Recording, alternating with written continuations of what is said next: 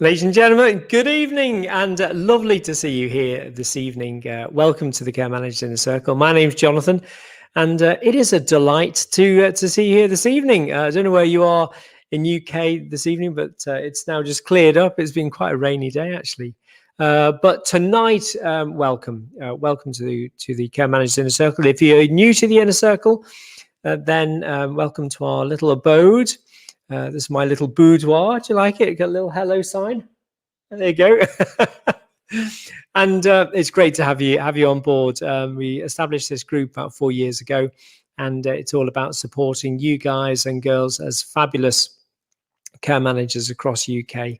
We're here to support each other. It's a warm sanctuary. It's a safe sanctuary in order to share and learn from each other. And tonight, folks, I want to talk to you about building teams. I mean, it's a passion of mine in terms of, it's something that I've seen certainly in my armydom. And I cut my teeth all those years ago, many years ago now, going into the army. 16 years in the forces, absolutely loved it.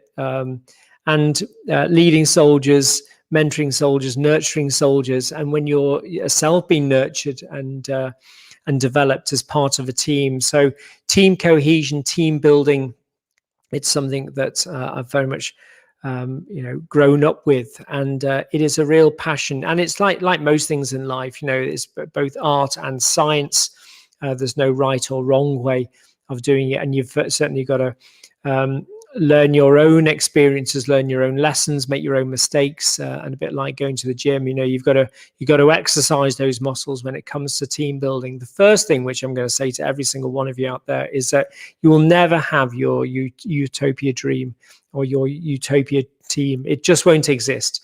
And it's absolutely fine to keep aspiring to the team that you want to get, the team that, but the day will never come, regrettably, or realistically, that you'll look to your left and right and say, I'm in the fantastic team now. This is the team that I always wanted. This is the team now, which I'm now pleased with, because you'll never be there. It is that mirage, which you certainly approach it, and then it will disappear away. But understand that, accept that, realize that, because you're continually team building. And that's why now people leaving teams isn't something that it used to worry me and trouble me, consistently, continuously. It keep you awake at night, thinking, what if my registered manager leaves? What if my nurses leave? What if my seniors leave? What if my administrators leave?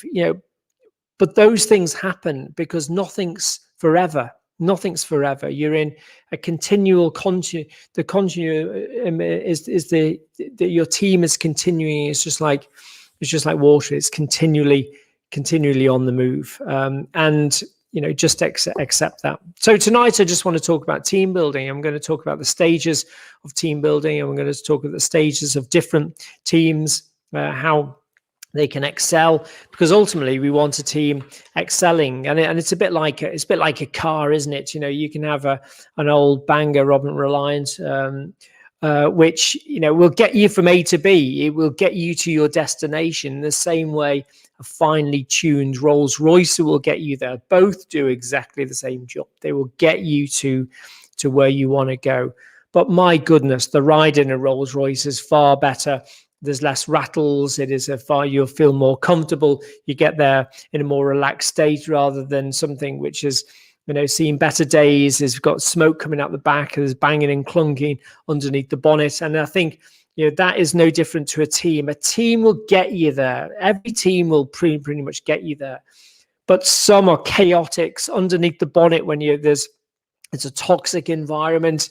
It models through. It's a painful place to be. It's not a great ride, and people don't particularly enjoy the experience. But in the Rolls Royce, it gets you there on time, and also in a better shape. And so that's very much the team analogy, and it's all about creating purpose. It's all about creating vision.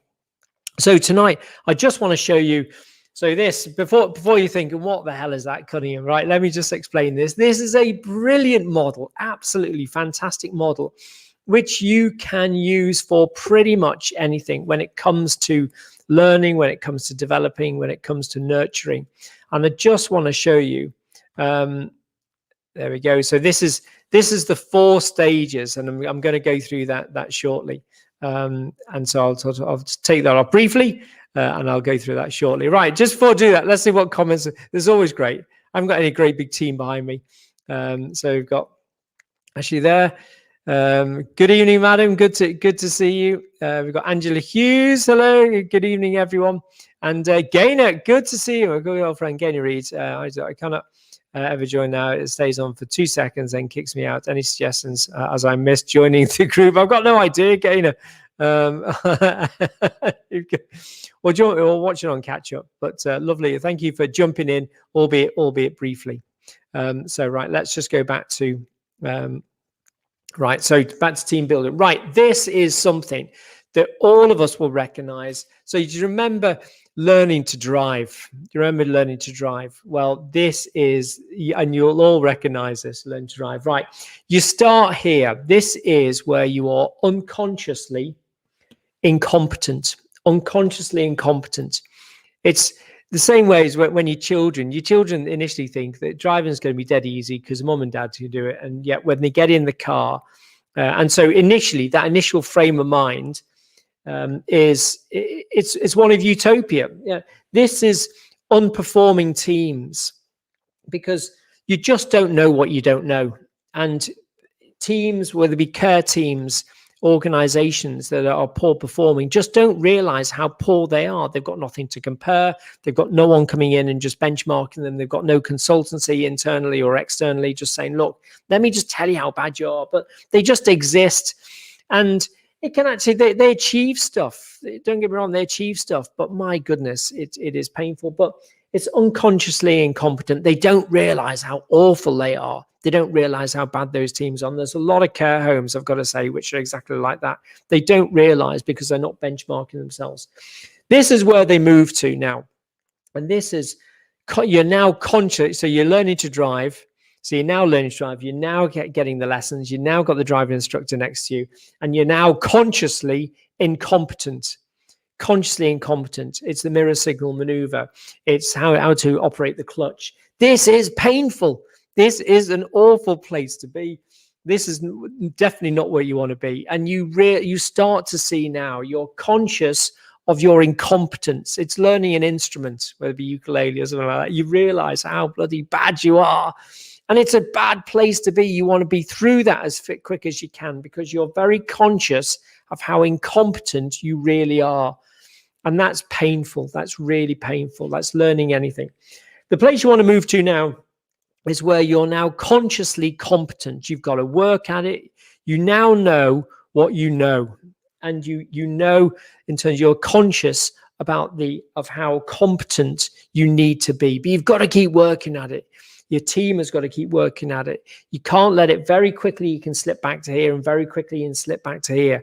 So you're consciously competent, which is key, because this is where the magic starts to potentially super fuel in order for your final stage. This is where you're getting into a team which is truly excelling, where you're unconsciously competent. You're doing stuff in your sleep. You're doing stuff without being prompted. You're doing stuff because you properly internalize. You're doing stuff in terms of best practice because this is what you do. You don't have to be prompted. You don't have to be continually working at it because your systems are designed to deliver now, and the whole team is absolutely working. And when we're in the army, this was a beautiful place to be, but my goodness, it took some time. You know, we realized when you got a new team, a new battle group headquarters team together, or a new battle group together, you know, those initial days at the start, everything's a breeze because you don't realize how much there is to know. You just don't know that. And so you're unconscious. You then move into conscious incompetence, and it's horrible. It's a horrible, and commanding officers are shouting at you, and it's just not a nice place. You're then into consciously competent, and then unconsciously competent. My God, you're absolutely rocking. You're on super fueled. You are rocking. And that's where you want your team. Now, in terms of teams, there are 4 team descriptions. And this is very much from Bruce Truckman. I'm also going to introduce you to a fabulous book. I got my book today. This is absolutely terrific. It's by Neil Jerd, who's ex-army guy. He's got this book out, and I'll post the link because it is one of the most fabulous books on leadership I've seen. The format is absolutely brilliant. It's about 16 quid, and that is absolutely golden. So I'm absolutely chuffed. I'll post the link later but it is a brilliant book, I've got to say. So let me just describe. Neil describes it in the final chapters, and I just want to pick out some. So 4 stages. So now you know, unconsciously accepted, unconsciously competent, right? This is stagnate. This is your starting point for a stagnation team. This is painful. This is super painful. They get stuff done. Bureaucracy is king. It is a toxic environment. This is where people don't openly talk openly about discourse but it is toxic. You've got people who are bitching behind the scenes. Does this sound familiar? People don't openly say of their displeasure or how things aren't working, but basically just gets by. It's chaotic behind the scenes, underneath the hood, underneath the bonnet. It's not working well at all, but it gets by. So this is stagnate. It's not really going anywhere. It's got no real purpose. It's got no real vision. The leadership is pretty lacking. The management systems are pretty poor, ineffectual. And this is not a great place. All of a sudden, boom, consciously competent. This is now called rebel. This is rebel stage. So stagnate, rebel stage. Rebel stage is where someone comes in. It could be a consultant. It could be a new member of staff. Someone comes in and say, wait a second. This isn't where you want to be. I can tell you now, this is not where you want to be. You want to be here because what you're doing is not great. Let me just give you an example. Let me benchmark you. Let me tell you the stuff that you really should be doing. Now the organization is starting to wake up and going, this is not a nice place. This is your CQC inspection. And the registered manager being removed and a new registered manager coming in and going, right, guys, we've got a hell of a lot of work to do. Whatever you thought was acceptable is no longer acceptable. So this is painful, guys. And you want to get through this stage as quick as you possibly can. We're now into consciously competent. And this stage here is recontract. This is the recontract stage where between you and your workforce, you recontract, you reorientate, you reassign, you regroup. And this is where you start to now, painfully realize this is the building blocks. You go back to basics. You get back in the small pool, and you start to, you get your armbands on again. You learn the basics back again. And this is where you start to redefine the team. This is where you redefine what I call rule of threes. Rule of threes. A third will be with you. A third will not be. Will sit on the fence, and a third will be categorically against you. And you try and win over the third against you. You give them one chance, and then you move them on. They've got to be out of your team. They have no place in your team. So 3 R's, rule of 3. This is where you've got clear vision, clear purpose. And this is where you start to super fuel. I've got my little tanker here. This is the super fuel stage now, where you're priming the pump for now to literally take off, because this is where you want to be, where now your internal system, internalizing best practice, is now moved over to where you're consciously competent. And this is the Excel stage of your team, where you then take off. Final conditions here, you've got to have a clear vision. You've got to have clear purpose. You've got to agree a pathway through this with your team. You've got to have them on board. You've got to consult with them, not with about everything, but certainly you've got to involve them in the crafting of the path. You've got to be honest with them. This is going to be painful, guys. Some of you aren't going to be here, because it just won't be for you, and that's absolutely fine. But I want to take you with me. Come on, right? And people want buy-in. They want clear purpose. For every single one of you, that your purpose of your organization isn't about filling beds, isn't about generating money. I can tell you that now. You have to, because people don't get on board with that. And it certainly will not be a sell.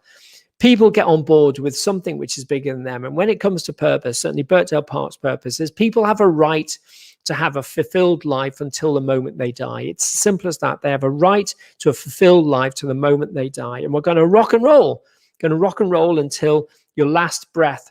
But my goodness, we're going to fill it with time, with quality care, with real meaningful activities, with a fantastic orientated, motivated team with a clear vision and purpose on what they're about. And that is, ladies and gentlemen, that's where we're rocking in this zone here. You've got to be honest. You've got to be resilient, because this is a tough journey, and this could be several years, this could be several months. Unlikely, this could be a couple of years. If you're in place here now, it's going to take at least 2 years to get you to this, where you're rocking and rolling. And the final one is celebrate small wins. Celebrate wins. Motivate your team through praise. So there you go, team. Let me just finally, so unconsciously incompetent, consciously incompetent, not a nice place. This isn't a nice place either. This is why you know how much you really don't know. This is consciously competent, and this is where we're rocking. These two places are pretty much happy places, I've got to say, because here you're happy because you don't realize how much you don't know. This is you're rocking and rolling because, my goodness, you're doing it in your sleep now. So there you go, folks. Finally, Neil Jones' book. It is a cracking book. I'll post a link. It is worth a read. It's worth getting it in your little your stocking list or whatever for a birthday. If your hubby's got it right, get that. Get it on Amazon. And we'll see you very soon. Bye for now. Look after yourselves. Take care, and we'll see you on the other side. Bye then.